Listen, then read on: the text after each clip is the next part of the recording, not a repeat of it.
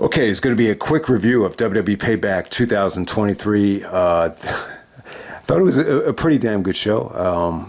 The cover here is pretty damn cool. I think this is one of the coolest looking pay-per-view posters in a really long time. I don't know if anyone agrees with me, but it reminds me of the Gravediggers, their first album cover. So I'll flip that up on there and see if anybody agrees with me. That was from 1994, so I'm sure not a lot of people are going to remember that, but yeah, man, the cover was cool. You got the Judgment Day guys actually wearing the T-shirts, and it was another good show. You know, only 6 matches. I thought everything was pretty much solid on this show. I think the match of the night was Kevin and Sami, the street fight against the Judgment Day. If anyone out there loves the Kevin and Sami match against the Briscoes from Death Before Dishonor 5, it really reminded me of the Boston street fight. So if you love that match, you'll definitely like this match. So it was really the match of the night. I thought Kevin and Sami stole the show. They ended up losing the tag team titles, but it took like 5 guys to beat them, though. So the opening match had Trish and Becky in the steel cage. I thought this was great. I think this is the best match Trish has possibly ever had in WWE. Yeah, I mean, I don't know if she's ever been in a steel cage match. Victoria and Lita had a steel cage match, and she did a tribute to Victoria with the Widow's Peak, and she did the Victoria, the Psycho thing. So Trish paid tribute to her, but yeah, Trish and Becky was great. Trish showed amazing, core strength in this match. Lots of drama, lots of near escapes from the cage. I mean, it was pretty stiff too. I mean, Trish had that huge knot on her pretty little face, on her forehead. It reminded me of the Alonzo Mourning elbow shot to Scottie Pippen, where Scottie had that huge ball just growing out of his head. Trish's bump looked pretty nasty. Not as bad, but pretty bad, especially because she's a female. It was tough to see that, but both women busted their ass. Ends with Becky hitting the manhandle off the top of the turnbuckle. Look, not from the top of the cage, but anytime you do those bumps in a cage match, it looks pretty damn cool. So the match was really good. A lot better than their other match. The ending was pretty cool. It kind of swerved me. I figured, the generic thing to do would be to turn Trish babyface, but they kept Trish heel, and they actually made Zoe Stark the babyface. Trish starts blaming and bitching at Zoe Stark, and they shut the cage, and she got the upper hand on Trish. So that's how it pretty much ends. But I thought it was great, man. I think this is probably the best match Trish had ever had. Okay, so from there, you go to LA Knight taking on The Miz. Cena's the guest host, so he decided to make himself special guest referee.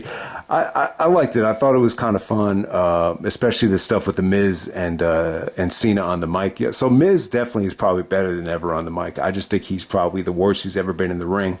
So I didn't really care for the match. I don't think, Miz is necessarily the best guy to put over LA Knight, but it was cool. I thought Cena really made the match interesting with a lot of the arguing with Miz and with LA Knight. So LA Knight's still extremely over, though. Even though the match wasn't good, the fans are really into LA Knight. His catchphrase is taking off. It's definitely going to be bigger than, I don't know if it's going to be bigger than what, but it's definitely going to be bigger than Booker T's Who.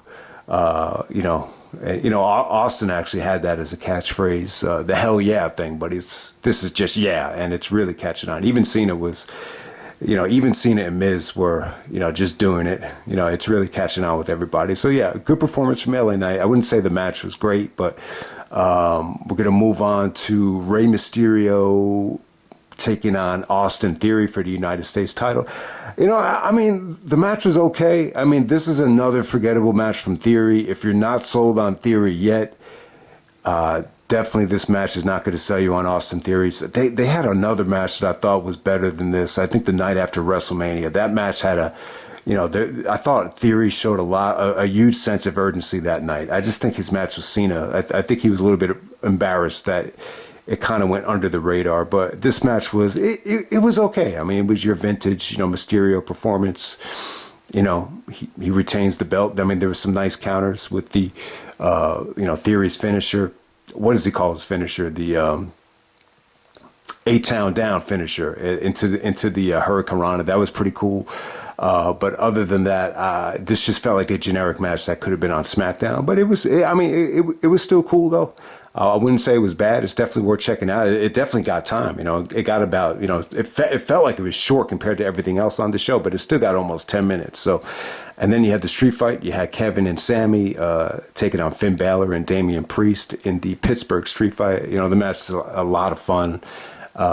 It was crazy. Lots of table spots. Lots of spots off the top of the balcony from Kevin Steen. And, Kevin and Sami actually dressed up as the Pittsburgh Steelers, Mario Lemieux and Sidney Crosby. I think Cole called them. Yeah, I just called them the Steelers. I meant the Penguins, not the Steelers.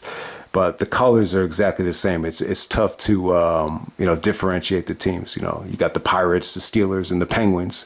They all are black and gold. So Pittsburgh is a huge sports town. They're so passionate about their three teams that they don't even want an NBA team. So, but yeah, the match was crazy. I mean, there's a ton of interference from JD McDonough. Dominic made the difference with the Money in the Bank. Rhea Ripley had an amazing spear through the barricade to Steen.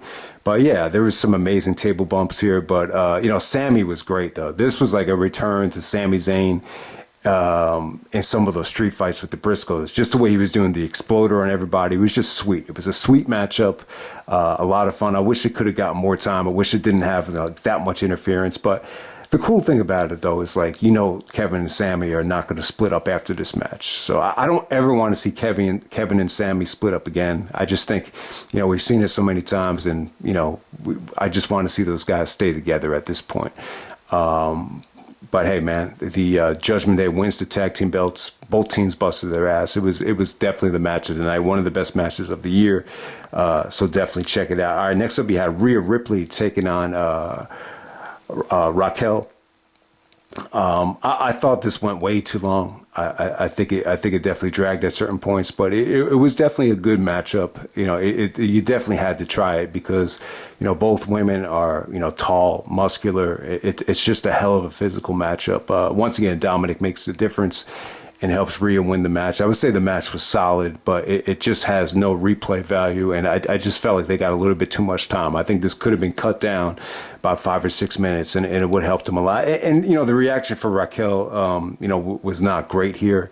There were a lot of "Let's go, mommy" chants. So give it up to Rhea Ripley to do that mind blowing spot to Kevin Owens, and still go out there and wrestle a solid lengthy match against Raquel. It was quite impressive. And then the main event, we got Seth Rollins defending the world title against Shinsuke Nakamura. I thought it was good, man, but I do think it's a little bit ambitious that this got about 26 minutes because Nakamura hasn't had a match this long in years. So I just think that they struggled at times. I thought this kind of had a Pittsburgh, kind of like a cold Pittsburgh reaction. I mean, the reaction wasn't bad to it, but I felt like they. I didn't think this should have been the main event. I would have made the street fight the main event. I get why it was the main event now because you want to end the show with a better ending than that. With Dominic interfering, that would have been a crappy way to end the show. So, in a way, I think they made the right call, and it was good, man. I thought Nakamura. The expectations were kind of low. I think everyone kind of had this mindset that.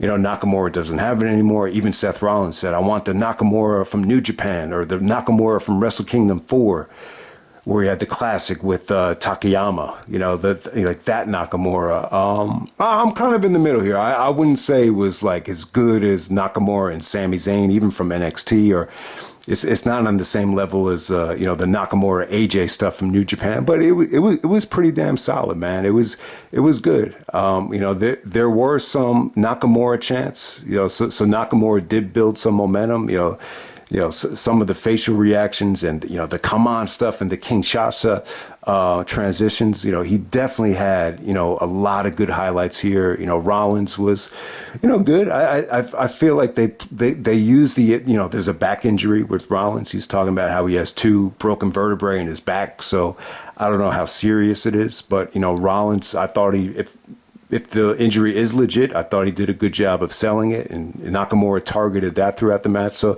yeah, the match was long, had a lot of drama, and it was good, The ending was pretty sweet too. It just kind of came out of nowhere. Nakamura tries to go for a roll up. Rollins transitions into the curb stomp, and then bang. You wish you could have gotten a better ending, but it was a nice little abrupt ending. Very competitive match, and I think the expectations were kind of low, and I don't think anyone expected Nakamura to win the belt here. And they just gave you a really, really solid match right here. That's all I can really say about it. So it exceeded my expectations. Were the expectations high? As high for this as they were for Nakamura versus AJ from WrestleMania, like nowhere near. But I think that's the beauty of this match. You didn't get a lot of expectations, but it proved that Nakamura, if you give him the right platform, you give him the right amount of time, you give him the right opponent, he could still thrive. His first ever WWE main event, so kudos to him. I thought it was a solid main event. Does it have a lot of replay value? Is it a great match in terms of crowd reaction? I would say no, but I still thought it was a refreshing match. I thought it was dope stuff. So really, really good pay-per-view. This is your definition of just a solid, really, really good, WWE premium live event. Is it going to hold up over time? Is it something that everyone's going to want to go back to years down the road? Who knows? But you definitely had some good stuff on this show. Trish had her best match ever. The Street Fighters have returned to Sami and Kevin, during their ROH days. And you got Nakamura, finally in the WWE main event. And I thought he delivered. He exceeded expectations, in my opinion. So definitely check out this show. And I'm out.